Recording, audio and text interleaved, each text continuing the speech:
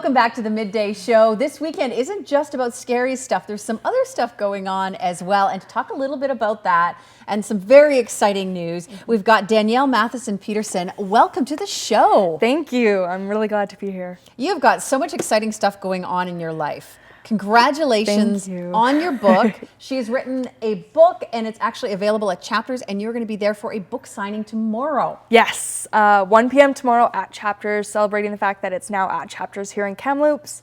And I'm working at getting it in other bookstores all throughout the province, and I'm just really excited about it because it's been doing really well, and it's only been out for about 4 months, 5 months. That's fantastic. Yeah. So let's start with, did you always want to be an author? Like, did you know when you were really young that this was sort of what you were going to fall into? Not really, no. I had other plans in high school and other plans in university as well, but I had been writing since I was very young. I started my first novel when I was in grade 9, and just started writing and enjoyed that. And then the idea for this novel came to me in 2008, and it just kind of snowballed from there, and I started typing and kept going, and it's a series of 6 books now, so there's lots there. This is the first book in the series, though? Yes, it is. It's book 1. And do you want to talk a little bit about the characters? Sure. So the book actually takes place here in Kamloops, which is really fun. Start. And yeah, I love it because a lot of teenage books and young adult books take place in the States and don't have a lot of similarities to us Canadian teenagers. So a lot of this can be a lot more relatable to the Canadians. And a teenage girl who's a champion diver starts to drown at a freak accident in the Canada Games pool because it takes place here in Kamloops. Okay, yeah. And she's rescued by a merman who's trapped in the pool. Interesting concept. Yeah. Everybody's like, what's really going on up there? Yeah.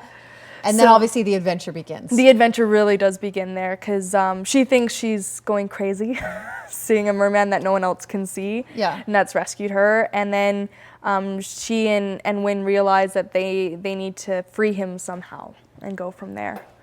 And that's where it begins. And that's where it begins, yeah. And it's been a really long journey with the book too, because I was here earlier trying to get some funding to publish it, and that all happened. And so now I've sold over 250 books. So fantastic. We're continuing on, yeah. That's great. So up till now, it's been available online, then I'm assuming? And in a few other bookstores around town and through me personally. So it's at the Book Place downtown and Legends on Summit there, and then it just now got into Chapters. So I'm really excited about that, yeah. Good for you. Thank you. What was the biggest challenge in tackling a book this size?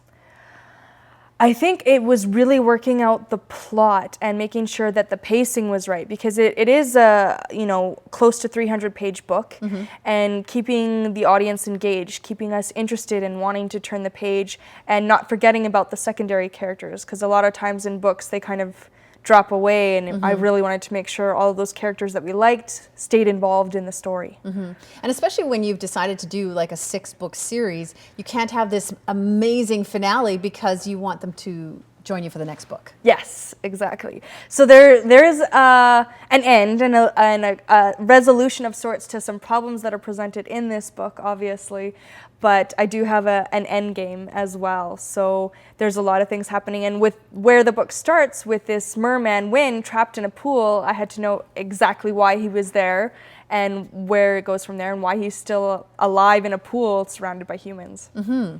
So it's sort of the fantasy realm? Yes, it's what they call urban fantasies. So it takes place in our world, but there's a fantasy world within our world that's built. Okay. So. And you can create your own world in that sense then? Yeah, you can. You make the rules? Yep.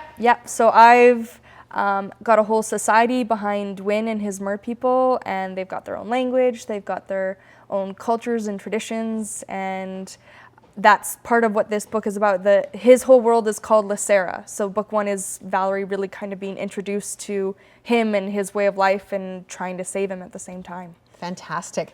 Looking forward to it. My daughter, I think, would absolutely love this book. You know what? The only thing would be that she'd be disappointed book 2 isn't out yet.